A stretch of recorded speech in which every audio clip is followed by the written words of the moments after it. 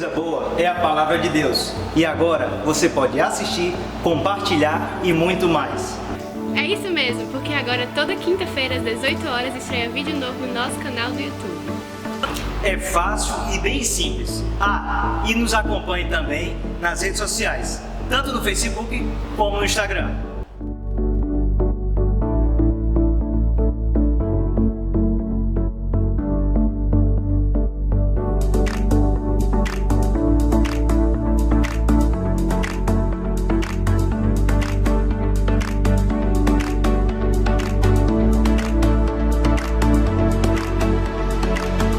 Agora em todas as transmissões da igreja teremos o QR Code. Você baixa o aplicativo PicPay na loja de aplicativos do seu celular, se cadastra, clica na opção QR Code no canto superior da tela, escaneia durante a transmissão do culto e pronto, é só ser generoso. Nunca foi tão fácil. É só baixar, cadastrar e pronto. Porque a sua generosidade Faz a diferença. Graça e paz, meu irmão, minha irmã, que a bênção de Deus esteja sobre a sua vida, e louvado seja Deus, porque nós podemos celebrar esse domingo, que é um domingo memorável, é o domingo em que todo cristão celebra o Pentecoste. O Pentecoste é a descida do Espírito Santo, a promessa de Deus sendo concretizada. Ele disse: eu vou para o Pai, mas enviarei outro da mesma natureza que eu. E Ele guardará, Ele lhes dará o conhecer, o revelar da minha palavra. E nessa noite nós queremos receber de Deus através desse texto, através dessa experiência, melhor dizendo, que Pentecoste para nós é um marco.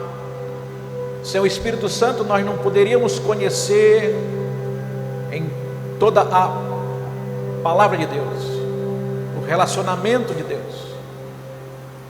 Sem o Espírito Santo a igreja não estaria instrumentalizada para a sua guerra. E nessa mensagem nós queremos compartilhar com você essa experiência. Abra sua Bíblia ou acesse o seu celular na carta aos Efésios, no capítulo 1, no versículo 17 e 18, que diz assim para nós: para que o Deus de nosso Senhor Jesus Cristo, o Pai da glória, vos dê em seu conhecimento o espírito de sabedoria e de revelação, tendo iluminado os olhos do vosso entendimento, para que saibais qual seja a esperança da sua vocação e quais as riquezas da glória da sua herança nos santos. Vamos orar? Deus, que a tua palavra nos venha ao coração e encontre espaço, encontre condições de produzir poder de Deus. Te pedimos que toda obstrução, seja ele da mente, seja, Senhor, física, caia por terra em nome de Jesus, e que haja liberdade para que a tua palavra encontre espaço nas nossas vidas. Nós assim te pedimos, confiados na promessa, em o nome de Jesus. Amém? Louvado seja Deus. Irmãos e irmãs, como eu havia dito no domingo do Pentecoste pela manhã, conforme Atos dos Apóstolos, no capítulo 2, do versículo 1 ao 4, o Espírito Santo desceu como um vento forte, em línguas de fogo, aos discípulos, e eles começaram a falar outras línguas, e surpreendeu a todos os judeus, porque eles começaram a compreender um ao outro. E naquele mesmo processo, diz que a palavra de Deus, que Pedro prega o Evangelho. Pedro prega o Evangelho e 3.000 pessoas entregam suas vidas para Jesus. Que maravilha, que bênção. E em cima desse princípio, irmãos e irmãs, nós queríamos trazer um entendimento daquilo que o apóstolo Paulo fala para nós nessa carta aos Efésios.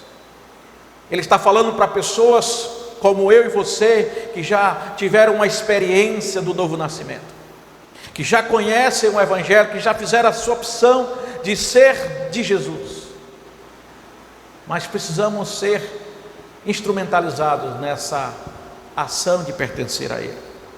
E aqui é interessante, irmãos, que Paulo mesmo escreve a nós, e em duas orações que ele faz no início dessa carta, e em nenhuma das duas orações nós percebemos que Paulo pede bênçãos materiais.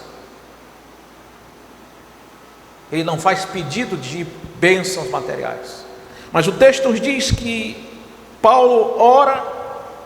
E é interessante que o primeiro aspecto desses extremos que nós encontramos das questões das bênçãos espirituais é que primeiro existe um grupo de pessoas que oram por novas bênçãos espirituais, como se Deus tivesse algo ainda mais a dar.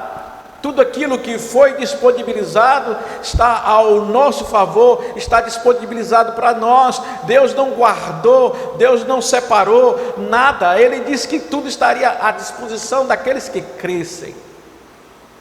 E esta é a primeira ação que esse texto nos impulsiona, é de que nós não podemos e não precisamos orar em favor de novas bênçãos, porque temos todas elas à nossa disposição. E a segunda questão que Paulo enfatiza, é que é interessante, é que é o grupo daqueles que são negligentes, e que não tem uma demonstração de interesse de conhecer profundamente aquilo que tem direito, não se disponibiliza a ir em busca da sua herança, daquilo que verdadeiramente Deus tem para dar, ficam satisfeitos com o pouco. E quando eu li esse texto, me salta aos olhos como que você morar do lado de um rio caudaloso, profundo, largo, um mar de água, e você tomar banho com uma caneca. Assim tem sido alguns que conhecem, mas não se apropriam dessa imensidão da água do Espírito. Mas na segunda experiência de negligenciar, nós somos convidados a não fazer parte desse grupo. Na oração que Paulo faz, ele pede o que não temos, mas pede que Deus abra os olhos do nosso coração. O texto diz que ele pede a Deus que abra os olhos do nosso coração para sabermos o que já temos.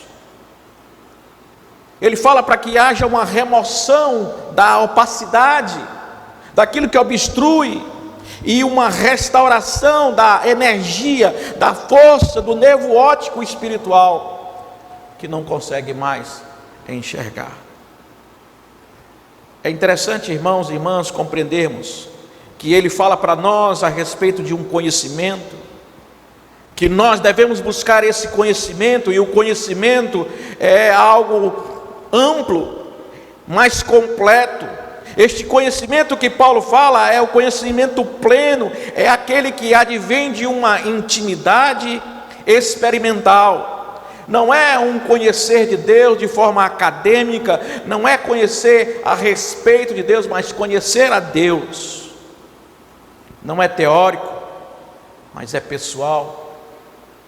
E quando eu li um comentário, achei muito interessante, porque Lloyd Jones diz que o tempo que gastamos em oração evidencia o nosso relacionamento com Deus.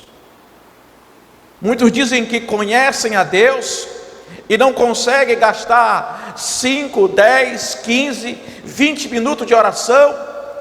Se não consegue, demonstra que a nossa intimidade e o nosso relacionamento com Deus é muito insípido.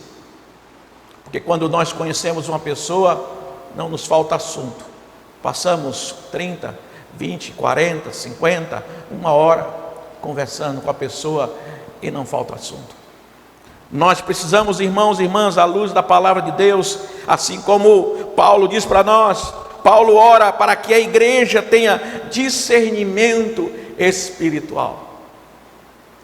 Não é que a igreja viva em busca de modismos, mas que ela tenha discernimento espiritual. E em primeiro lugar, ele pede o espírito de sabedoria. Paulo fala do espírito de sabedoria. Veja o que ele diz no versículo 17: peço que Deus de nosso Senhor Jesus Cristo, o glorioso Pai, preste atenção, lhe dê espírito de sabedoria.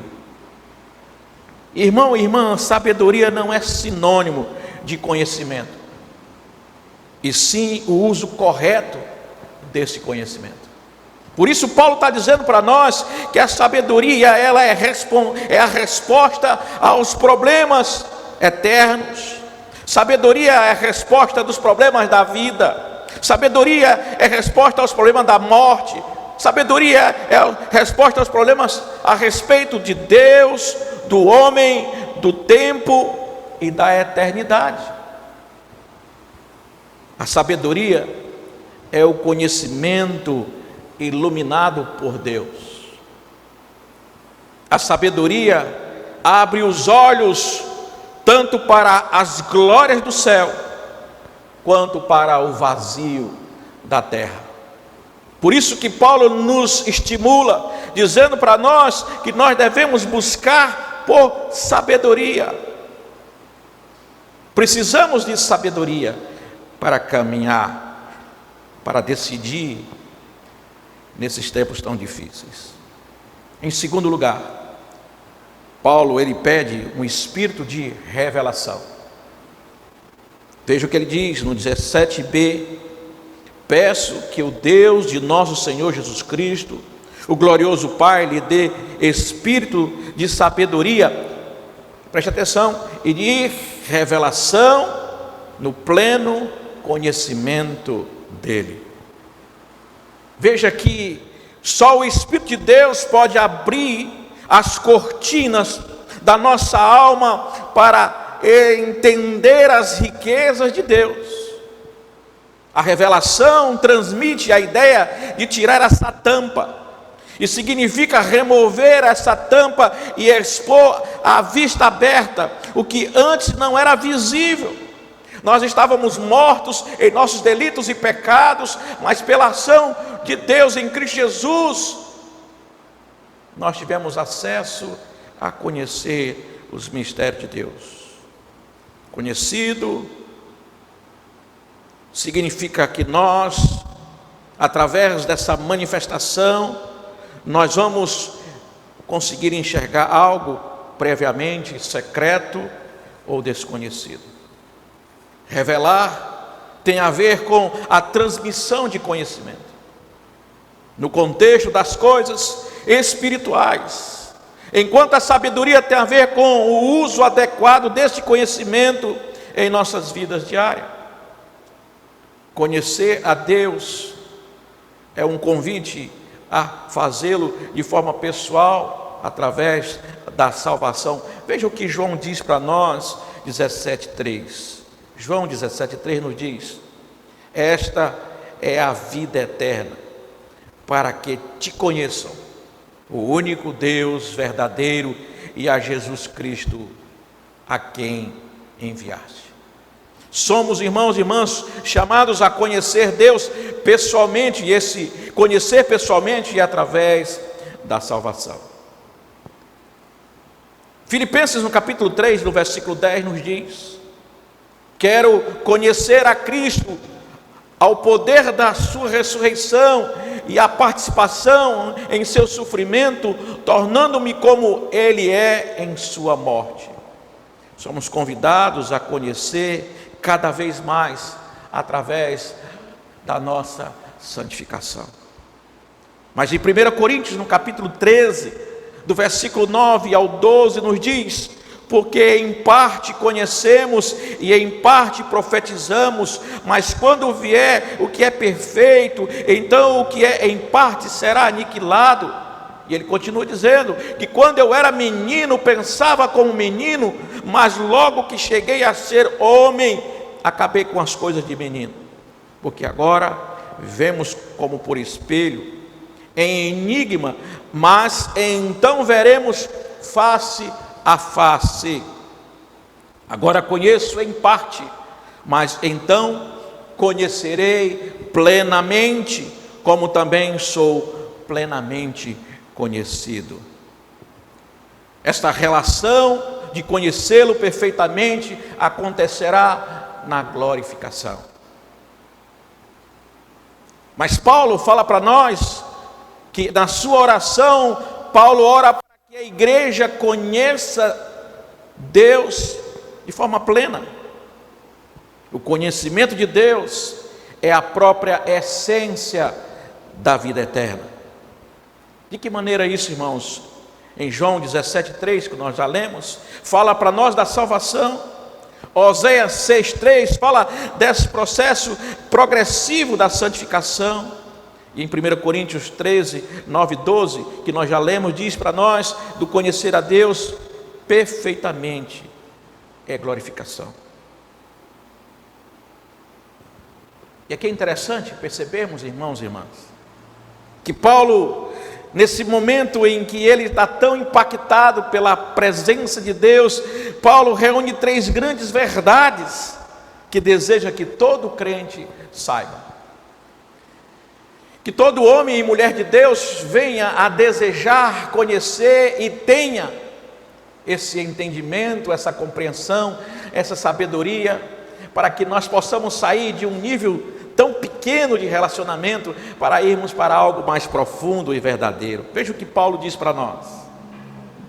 Paulo fala para que todos os crentes desejam que os crentes saibam a esperança do chamado de Deus.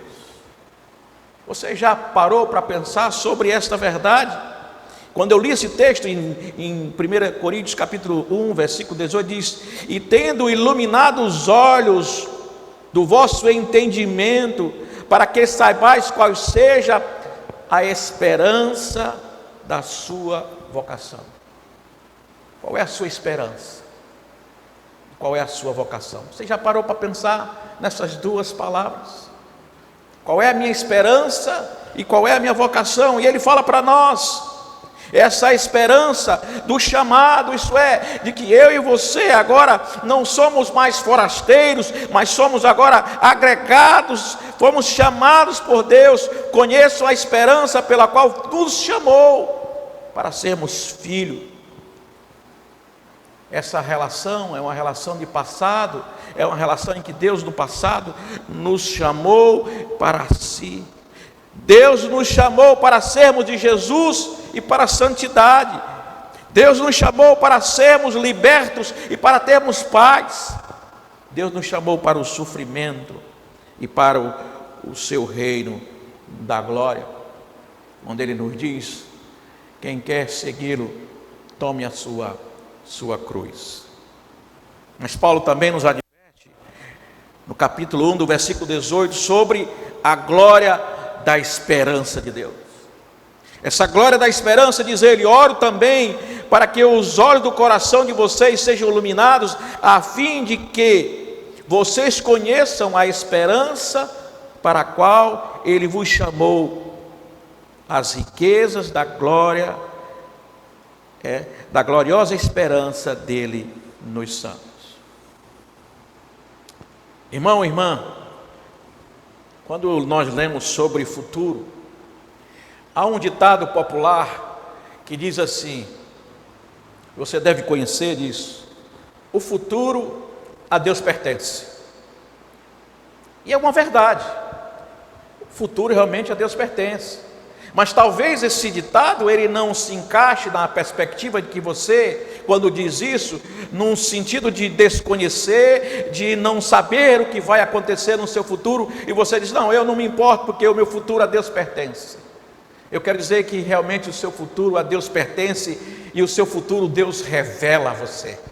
Deus tem interesse que você conheça o seu futuro, porque Ele tem com você um relacionamento. A esperança desse chamado é a certeza absoluta do nosso destino.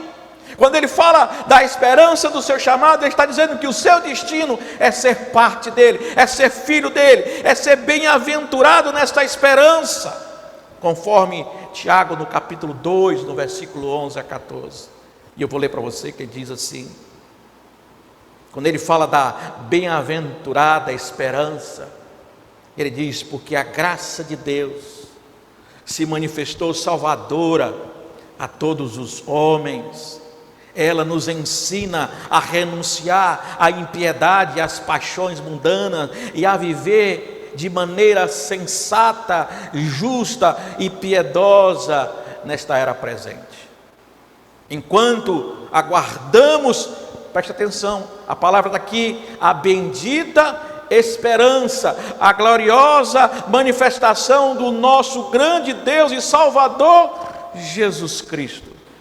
Ele se entregou por nós, a fim de nos remir de toda a maldade e purificar para si mesmo um povo particularmente seu, dedicado à prática de boas obras.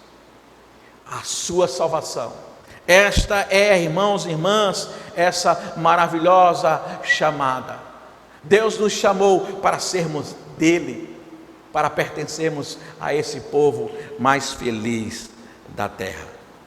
E isso acontece na perspectiva, irmãos e irmãs, de um futuro.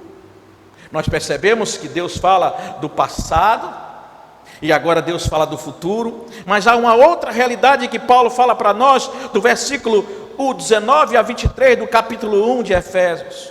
Ele diz: a grandeza do poder de Deus.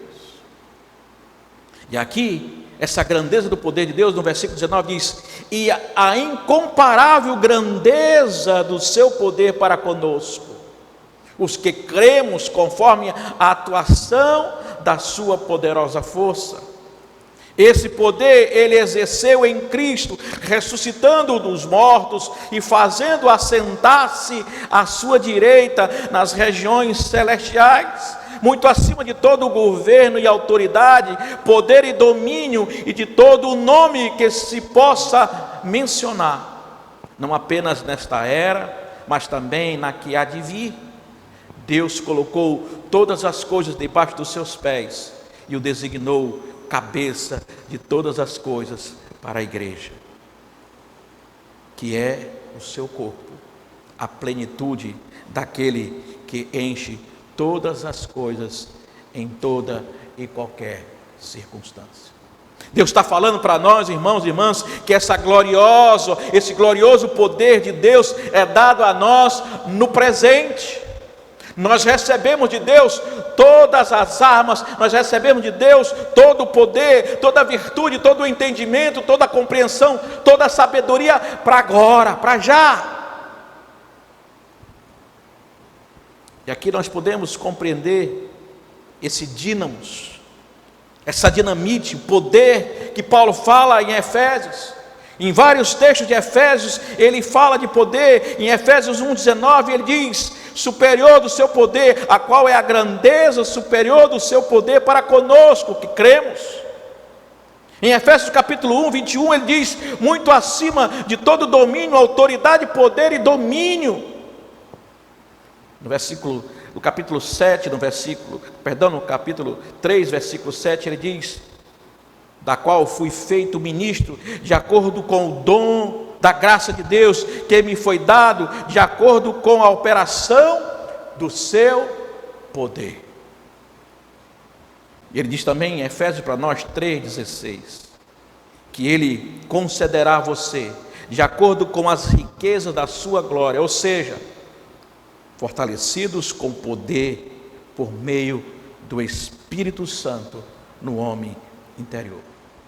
E ele conclui dentro da sua carta, mais uma vez, sobre essa manifestação do poder, em Efésios, no capítulo 3, versículo 20. Agora, aquele que é capaz de fazer muito mais abundantemente, além de que tudo que pedimos ou pensamos, de acordo, e ele fala, com o poder que trabalha dentro de nós.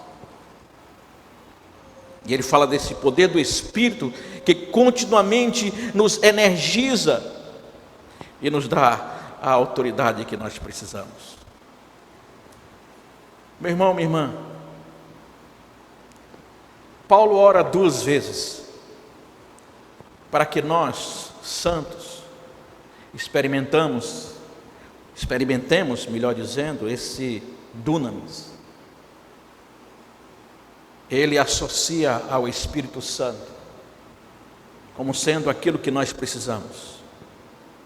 E nessa noite eu queria concluir essa reflexão com você, dizendo que Deus é a esperança do chamamento. A esperança do chamamento de Deus, Ele nos fez no passado. A glória da herança de Deus nos anuncia um futuro. E a grandeza do poder de Deus nos fortalece e nos potencializa no presente. Que a nossa vida seja uma epístola viva, um testemunho vibrante deste poder sobrenatural de Deus. Que Deus nos abençoe nesse Pentecoste. E que aconteça na nossa vida um Pentecoste. E nessa semana eu orava, e na minha oração Deus colocou no meu coração, e eu quero passar isso para você, porque tem sido a minha oração. Eu tenho repetido a palavra de Deus, eu tenho orado a palavra de Deus, e a minha oração nessa semana foi exatamente o versículo 17 e 18. Eu tenho orado a Deus pedindo para que Deus, o nosso Senhor Jesus Cristo, Pai da glória, dê o seu conhecimento. Eu digo, Deus, me dá esse espírito de sabedoria e de revelação. Deus, me dá espírito de sabedoria e de revelação, e que os meus olhos, os olhos do meu entendimento, sejam iluminados. Essa tem sido a minha oração, meu irmão. Deus, eu preciso urgentemente de sabedoria e de revelação, e eu preciso que os olhos da minha alma, os olhos do meu espírito sejam iluminados, para que eu possa conhecer a esperança dessa minha vocação. E a minha vocação, irmão, não é o que eu faço, é o que Deus já fez por mim. Me tirou das trevas e me trouxe para a sua maravilhosa luz, e me deu um nome, me deu uma cidadania, me deu a sua salvação. Faça essa oração. Pai, em nome de Jesus, que venha sobre mim esta verdade. Dá-me um espírito de sabedoria e de revelação, iluminando os meus olhos espirituais, para que eu possa te conhecer em largura, em profundidade e em comprimento. Que Deus te abençoe em nome de Jesus, e um abençoado Pentecoste na sua vida. Meu irmão, eu tenho um convite a fazer, minha irmã, eu tenho um convite a fazer a você. João 11:25 nos diz: eu sou a ressurreição e a vida. Quem crê em mim, ainda que esteja morto, viverá. Entrega o teu caminho ao Senhor, confia nele. Entrega o teu caminho ao Senhor, entrega a tua vida ao Senhor. Ele te convida para que você possa ter essa experiência. uma experiência de não andar só, de não andar em caminho do medo, da desesperança, da inquietação, da preocupação, da ansiedade. Quem crê em mim, diz o texto, ainda que esteja morto. Que tipo de morte? A morte da esperança, a morte de uma perspectiva futura, a morte dos seus sonhos, a morte de projetos. Nada disso está na sua agenda. A sua agenda está em crer, em caminhar em direção à vida. Isso é, em direção a Jesus, porque eu sou a vida, disse Jesus. Eu quero convidar você, entregue a sua vida ao Senhor, confie nele e mais Ele fará. Que Deus abençoe você ricamente, amém? E nós queremos convidar você, se você entregou a sua vida para Jesus, será um prazer, uma alegria poder conhecer você. Entre em contato conosco, fale o seu nome e nós queremos orar por você. Queremos fazer a você um contato, nós queremos estar com você. Você faz parte agora dessa família, você faz parte do povo chamado o povo de Deus, amém? Que Deus te abençoe.